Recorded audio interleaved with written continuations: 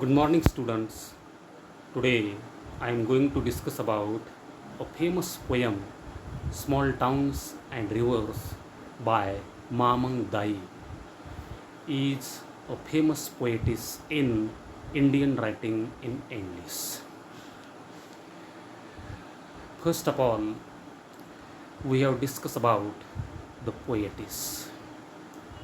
Mamang Dai, born 1957, is a poet, novelist, journalist, and former civil servant from Itanagar, Arunachal Pradesh, who writes in English as well as Adi language. She is also an active radio and TV journalist covering news programs and interviews for All India Radio and Doordarshan, Itanagar. She was a program officer with Worldwide Fund for Nature and worked with Biodiversity Hotspot Conservation Program. She has received Padma Shri Award in 2011 and Sahitya Akademi Award in 2017. Mamang Dai is a strong voice from the Northeast, a writer and a poet per excellence whose work has the fragrance of her land and her people. मामंगदाई ही एक भारतीय इंग्रजी साहित्यातील अत्यंत नामांकित अशी कवयित्री आहे. प्रस्तुत कविता आणि त्या कवितेमध्ये केलेलं वर्णन याच्यावरून आपल्याला निसर्गाबद्दलचं असणारं प्रेम या कवयित्रीचं आपल्याला इथं दिसून येत आहे. Next we have discussed about the poem. The poem Small Towns and Rivers by Mamang Dai. It's taken from the collection of the poems The River Poems, published in 2004. The poem describes a landscape and nature where river is a dominant phenomenon. Through the concepts like river has a soul and river knows immortality of water, the poet makes us aware of the lively nature around her hometown, Pisaghat, and the eternity of the natural elements. She finds that even life and death are transient. The poem is based on the belief of the tribal people from the northeast that the souls of the beloved ones always continue to dwell in the natural elements around. So, she remembers death when she sees the towns. The towns, she implies or suggests us, have prospered when nature has been destroyed. The poetess had expressed anxiety at the development in the small towns.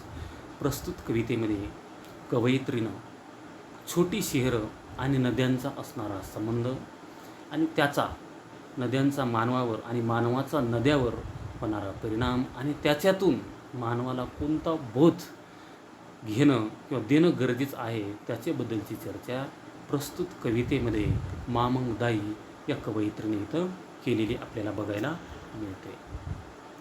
First of all I will read aloud and then I will explain stanza by stanza और line by line. प्रस्तुत कवितेकडे बघितल्याच्यानंतर जे बाजूला चित्र दिलेलं आहे त्याच्यावरून आपल्याला लक्षात येत आहे छोटी छोटी शहरं जी नदीच्या भोवती वसलेली आहेत. त्यांचं साधारणतः एक आयडिया, एक चित्र आपल्यासमोर ते चित्र बघितल्याच्यानंतर उभं राहतं. तशाच प्रकारची थीम मामंग दायनं देखील प्रस्तुत कवितेमध्ये इथं दिलेली आहे. आता ती कोणती थीम आहे, त्याच्यातून काय आपल्याला सांगण्याचा प्रयत्न किंवा मॅसेज देण्याचा प्रयत्न कवयित्रीने केलेला आहे त्याच्याबद्दलची चर्चा प्रस्तुत तासामध्ये आपल्याला इथे करावयाची आहे. First of all I will read aloud and then I will explain stanza by stanza. Small towns and rivers by Mamang Dai. Small towns always remind me of death. Small towns always remind me of death. My hometown lies calmly amidst the trees. It is always the same in the summer or winter, or the wind howling down the gorge. Next stanza. Just the other day, someone died. In the dreadful silence, we wept, looking at the sad wraith. October says, life and death, only the rituals are permanent. Next, the river has a soul. In the summer, it cuts through the land like a torrent of grape. Sometimes I think it holds its breath, seeking a land of fish and stars. Next stanza. The river has a soul. It knows, stretching past the town. The river has a soul. It knows, stretching past the town. From the first drop of rain to dry earth and mist on the mountain's top, the river knows the immortality of water. Next, a shrine of happy pictures marks the days of childhood. Small towns grow with anxiety for the future. The dead are placed pointing west. When the soul rises, it will walk into the golden east, into the house of the sun, in the cool bamboo, restored in sunlight. Life matters like this. And lastly, in small towns by the river, we all want to walk with the gods. प्रस्तुत कवितेमध्ये त्या चित्राकडं बघितल्याच्यानंतर छोटंसं शहर आणि त्याच्या बाजूला असलेली नदी आणि त्याच्या बाजूला असलेली डोंगरदऱ्या बघितल्याच्यानंतर आपल्याला कवितेमधील थीम साधारणतः डोळ्यापुढं आपल्या उभं राहते. आता लाऊड रीडिंग केल्याच्यानंतर जे काही हार्ड वर्ड आहे, जी ग्लोसरी आहे, त्यांचे मिनिंग आपण इथं बघूया आणि नंतर मग एक एक स्टांजा आपण त्याची चर्चा करूया. त्याच्यामधलं अप्रिसिएशन, त्याच्यामधली थीम, कवयित्रीने दिलेला मॅसेज, त्याच्याबद्दलची आपण चर्चा इथं करूया. Wreath, WREATH. Wreath means an arrangement of flowers, leaves and stems fastened in a ring and used for decoration or laying on a grave or a dead body.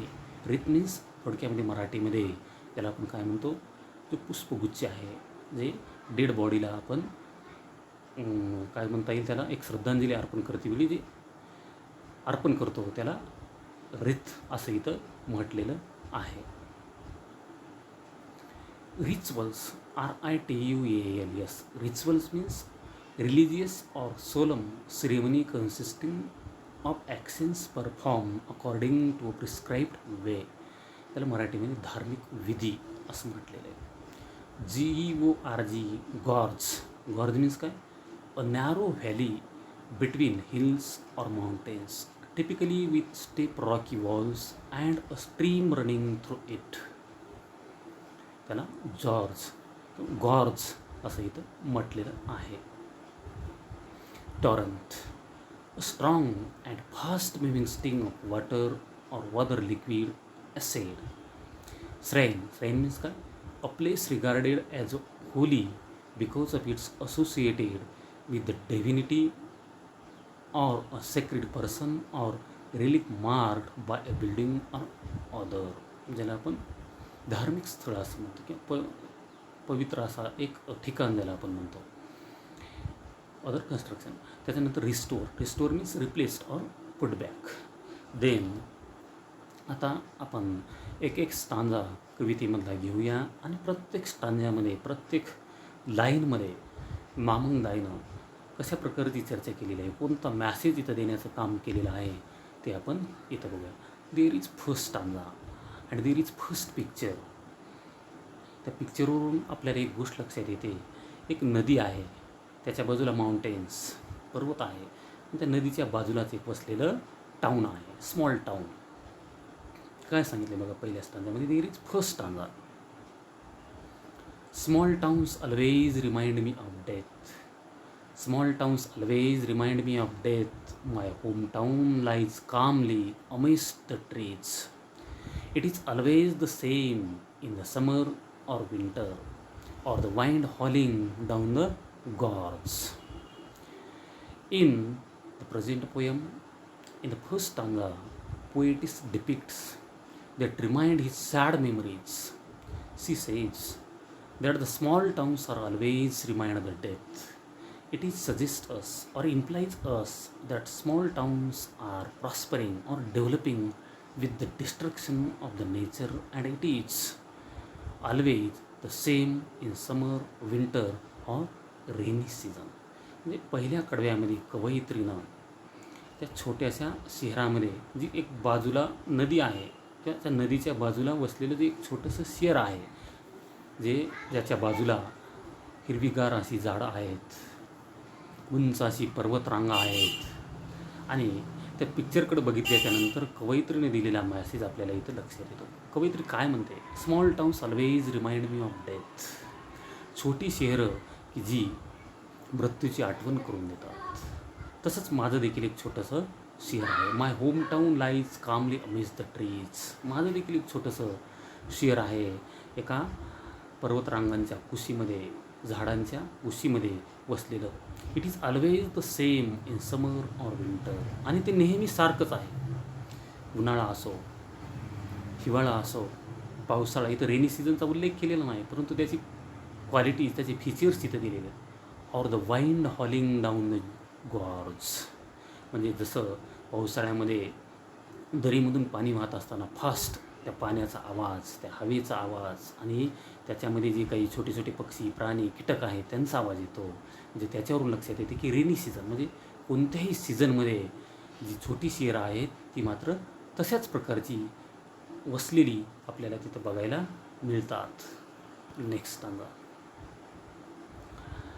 Just the other day someone died. In the dreadful silence we wait, looking at the sad wraith of divorces. Life and death, only the rituals are permanent. प्रस्तुत कडव्यामध्ये ते बाजूचं चित्र बघितल्याच्यानंतर एक छोटंसं शहर, त्याच्या बाजूला नदी आणि त्या नदीच्या बाजूला एक सुंदर असं हिरवंगार माउंटेन, पर्वत आपल्याला तिथं बघायला मिळतो. आणि तेच डिस्क्रिप्शन या कडव्यामध्ये देखील कवयित्रीने इथं दिलेलं आहे. ती काय म्हणते? In the second stanza poet's depicts birth and death of regularly. त्या छोट्या शहरांमध्ये जन्म आणि मृत्यू हे रोजचं आहे. कोणाचा तरी जन्म होतो, कोणाचा तरी मृत्यू होतो, हे वारंवार चालत आलेलं आहे. ते एक सर्कल आहे. That is place are born and die. आणि ती छोटी जी शहरं आहेत तिथं जन्म होणे, मृत्यू होणे त्यांचं एक ठिकाण आहे. It means or it is suggests us the dreadful silence after death. She also depicts the facts about life and death. The life is transitory but rituals are permanent. कोणाचा तरी जन्म होतो, कोणाचा तरी मृत्यू होतो आणि त्या जन्म आणि मृत्यूमध्ये जे काही रिच्युअल्स, जे काही धार्मिक विधी आहेत ते मात्र परमानंट आहेत. काय म्हटलेले कवयित्रीनं? Life and death, the life is transitory but rituals are the permanent. धार्मिक विधी जे आहेत ते मात्र परमानंट आहेत. जन्म होणे आणि मृत्यू होणे हे मात्र तिथं ते रेग्युलरली तिथं चालत आलेलं आहे. आणि त्या छोट्याशा शहरामध्ये कोणाचा तरी मृत्यू होतो.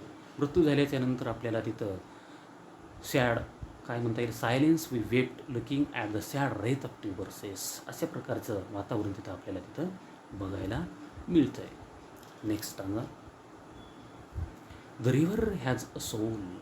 In the summer it cuts through the land like a torrent of grip. Sometimes I think it holds its breath, seeking a land of fish and stars.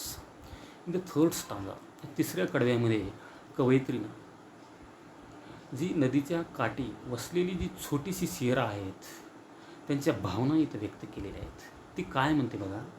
In the third stanza poetess depicts that the river are alive like humans. ती नदी, त्या नदीला देखील एक आत्मा आहे. ती देखील मानवासारखंच एक सोल तिला आहे. त्या चित्रावरून आपल्याला लक्षात येईल छोटंसं शहर तिथं आहे, त्याच्या बाजूला नदी, नद्यांच्या बाजूला दऱ्या, डोंगर रांगा तिथं आपल्याला बघायला मिळतात. आणि त्या प्रवाहावरून जो नदीचा प्रवाह आहे त्याची तुलना कवयित्रीनं मानवी जीवनासोबत केलेली आहे, मानवासोबत केलेली आहे. जसं मानवाला आत्मा आहे तसंच नदीला देखील आत्मा आहे. The river has a soul. Next, it is immortal. ती नदी आहे तिला देखील आत्मा आहे. ती पावसाचा जिथं थेंब पडला तिथपासून जे सुरू होते ती पार समुद्राला जाजेपर्यंत तिचा प्रवाह चालू असतो. पुन्हा त्याचं रूपांतर बाष्पामध्ये होतं आणि पुन्हा त्याचं रूपांतर ढगामध्ये होऊन पुन्हा पाणी खाली येतं. म्हणजे हे जे सर्कल आहे जसं मानवाच्या आत्म्याचं आहे तसंच पाण्याचं देखील सर्कल इथं कवयित्रीनं व्यक्त केलेले आहे. She says it is immortal but by the way river holds it's breath because it is shocking. त्या नदीनं देखील त्याचा श्वास रोखून धरलेला आहे, गुदमरल्यासारखं झालेलं आहे. Fie it means it is flowing in search of place fear it clean and clear because sea is polluted and misused. कारण त्या नदीमध्ये देखील एवढी घाण साचलेली आहे, एवढं प्रदूषित पाणी मानवांनी तिथं केलेलं आहे. जिथं गाव आहे नदीच्या काठावर बसलेलं तिथं नदीमध्ये जास्तीची घाण आपल्याला बघायला मिळते. त्याच्यामुळं गाव जवळ आलं की नदी देखील होल्ड्स इट्स ब्रेथ, तिचा श्वास रोखून धरते. काय कारण असेल, काय त्याच्यातून कवयित्रीला इथं सुचवायचं आहे. It is suggest us that river's water should be clear enough to sparkle with the light and reflects the stars. त्या नदीला देखील आत्मा आहे, तिला देखील वाटते माझं पाणी स्वच्छ असलं पाहिजे आणि त्या स्वच्छ पाण्यामध्ये प्रकाशाचं प्रतिबिंब किंवा चांदण्यांचं प्रतिबिंब तिथं बघायला मला मिळालं पाहिजे.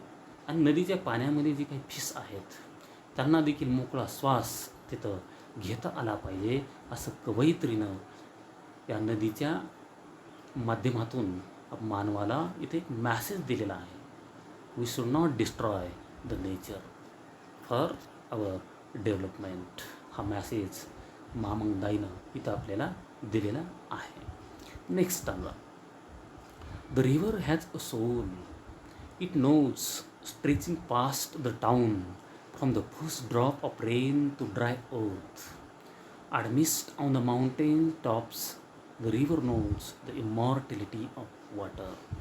या चौथ्या कडव्यामध्ये कवयित्रीनं त्या चित्राकडे बघितल्याच्यानंतर आपल्या लक्षात येतं आहे उंच असं डोंगर आहे, त्याच्या बाजूला वसलेलं छोटंसं टाऊन शहर आणि त्याच्या बाजूला एक नदी, म्हणजे नदीच्या काठावर वसलेलं ते छोटंसं शहर आणि त्या जे काही रांगा आहेत माउंटेन्स आहेत त्याचं चित्रीकरण कवयित्रीनं या स्टांजामध्ये केलेलं.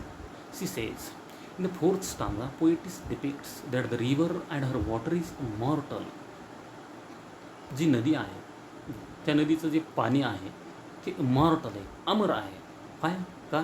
It means it has a cycle that rain false as a drops, rises as mist, forms clouds and the comes down again on the earth. It is suggest us that the river and its water has a soul and it is immortal. प्रस्तुत कडव्यामध्ये जे बाजूच्या चित्रामध्ये दाखवलेलं आहे त्याचं description इथं दिलेलं आहे. कवयित्री म्हणते नदीला आत्मा आहे, नदीचं पाणी हे इमॉर्टल आहे, अमर आहे. कसं? कारण या नदीच्या पाण्यापासून बाष्प तयार होते, त्या बाष्पांचे ढग होतात, ढगांचं रूपांतर पुन्हा पावसामध्ये होतं आणि पावसाच्या पाण्याचं रूपांतर पुन्हा जमिनीवर पडून त्याची नदी बनते.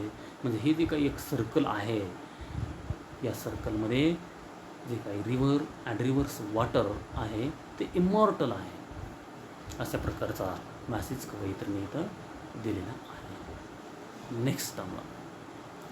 अ shrine of happy pictures marks the days of childhood. Small towns grow with anxiety for the future.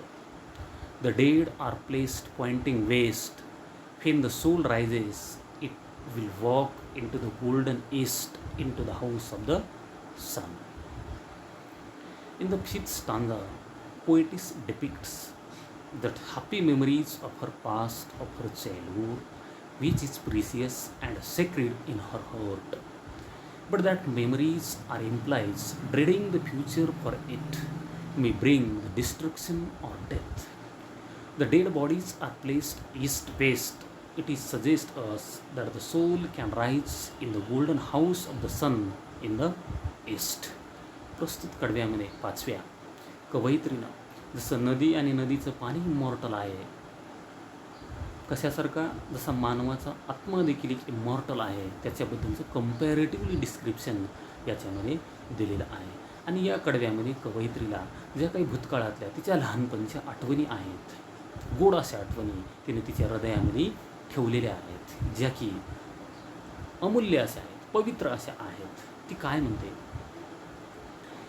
लहानपणीचा काळ, त्या आनंदी आठवणी माझ्या हृदयामध्ये आहेत, परंतु आता त्याच्यामध्ये बरेचसे बदल झालेले त्या शहरामध्ये, एकंदरीत क्लायमेटमध्ये, आणि त्याच्यावरून असं लक्षात येतं आहे की भविष्यकाळ फार वाईट आहे. कारण ज्याच्यामुळं जसं शहरांची वाढ होत जाईल तसं निसर्गाची देखील हानी होत चाललेली आपल्याला तिथं बघायला मिळते, आणि त्याच्यावरून मृत्यूची पुन्हा आठवण कवयित्रीला इथं येते. त्याच्यामुळं कवयित्रीनं लास्टली सांगितलेलं आहे, when the souls rises it will into the golden east, into the house of the sun. It means it is suggest us that the soul can rise in the golden house of the sun in the east. Next, in the cool bamboo, restored in sunlight, life matters like this in small towns by the river. We all want to walk with the gods. In the last stanza, poet depicts that the human life goes on in warm sunlight among the small towns in the mountains. She depicts the beauty of nature with river, forest and mountains. All have a divine elements. शेवटच्या कडव्यामध्ये कवयित्रीनं तिचं जे छोटंसं शहर आहे, ज्या गावामध्ये तिचं लहानपण गेलेलं आहे, नदीच्या काठावर बसलेलं, त्याच्या बाजूला उंच असं पर्वत डोंगर रांगा आहेत, आणि ते निसर्गाचं एक सौंदर्य बघून कवयित्रीनं तिचे अनुभव या कडव्यामध्ये व्यक्त केलेले आपल्याला बघायला मिळतात. म्हणजे एकंदरीतच संपूर्ण कवितेवरून आपल्याला असं लक्षात येतं आहे की कवयित्रीचं निसर्गाकडं बघण्याचा जो दृष्टिकोन आहे, निसर्गाबद्दलचं प्रेम आपल्याला इथं बघायला मिळतं आहे. आता या कवितेमध्ये कवयित्रीनं कोणता मॅसेज देण्याचं काम केलेलं आहे, नेमकं काय सांगितलेलं आहे? In short appreciation we have discuss about the present poem. काय सांगितलेलं आहे प्रस्तुत कवितेमध्ये? In the present poem small towns and rivers by Mamang Dai is a beautiful nature poem. सुंदर अशी ही एक निसर्ग कविता आहे असं आपल्याला इथं म्हणता येईल. The title of the poem suggest us that the relationship between town and river, it means people and nature. प्रस्तुत कवितेमध्ये मानवाचं निसर्गासोबत असणारं नातं, म्हणजे शहरांचं नदीसोबत असणारं नातं आपल्याला इथं बघायला मिळतं. The theme of the present poem shows us small towns are unchanging in all seasons, but development comes along and changes everything. ही जी छोटी शहरं आहेत नदींच्या काठी वसलेली, जशी जशी शहरं वाढत जातील तसं निसर्गाची हानी होत चाललेली, म्हणजे त्या नदीवर मात करून, म्हणजे निसर्गावर मात करून ती शहरं डेव्हलपिंग म्हणजे विकसनशील होत चाललेली आपल्याला बघायला मिळतात. अशा प्रकारचं वर्णन कवयित्रीने इथं केलेलं आपल्याला बघायला मिळतं. The poem is in 3 words in simple language. संपूर्ण कविताच एकदम साध्या भाषेमध्ये कवयित्रीनं कवितेचं कंपोजिशन इथं केलेलं आहे. The poetess uses some poetic devices or techniques for effectiveness like irony, metaphor, personification, climax etcetera. बरेचसे भाषेचे अलंकार देखील कवयित्रीनं याच्यामध्ये वापरून एक परिणामकारकता वाढवण्याचं काम याच्यामध्ये केलेलं आहे. For example, there is a irony that a life and death indicates that life is not permanent but the rituals are permanent. There is a metaphor that rivers are not only alive like us humans but immortal. Then poetess uses personification that by the way the river holds its breath because it is choking. In the present poem, poetess gives us one message that we should not damage the nature's beauty for our progress. In other words, man should avoid the destruction of nature for the human development.